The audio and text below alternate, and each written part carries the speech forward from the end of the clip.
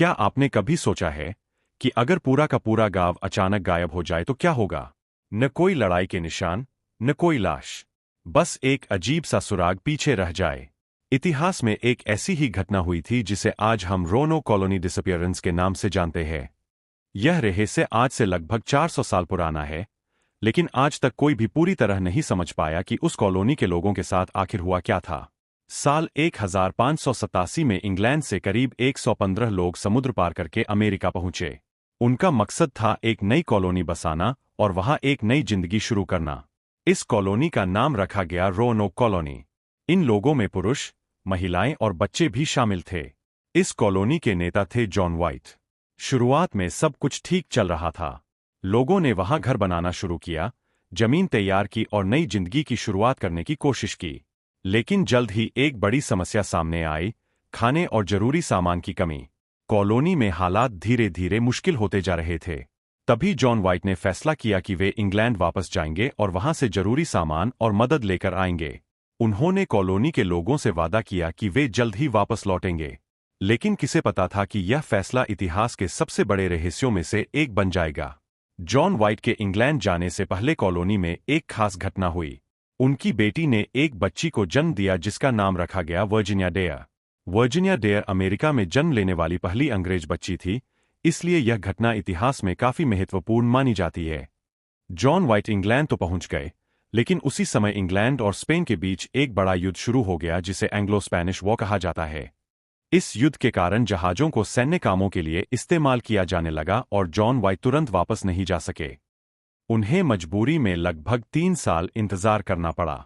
आखिरकार 1590 में उन्हें वापस रोनोक जाने का मौका मिला। वह बड़ी उम्मीदों के साथ कॉलोनी की तरफ रवाना हुए। उन्हें लगा कि वहां लोग उनका इंतजार कर रहे होंगे।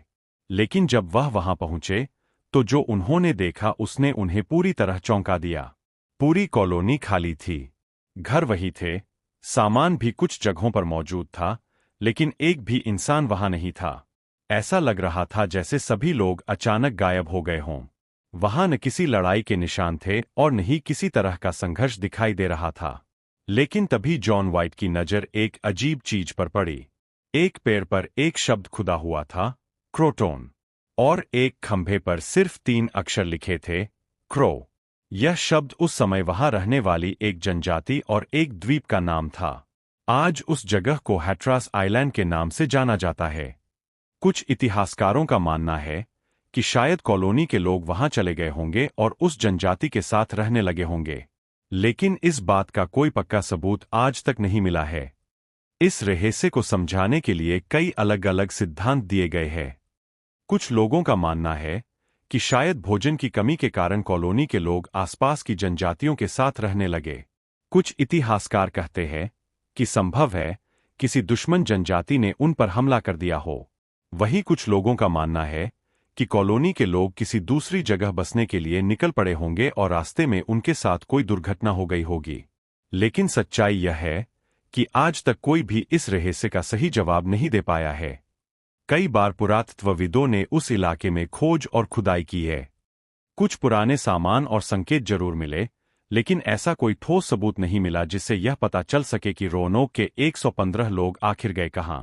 इसी वजह से इतिहास में रोनोक को द लॉस्ट कॉलोनी कहा जाता है।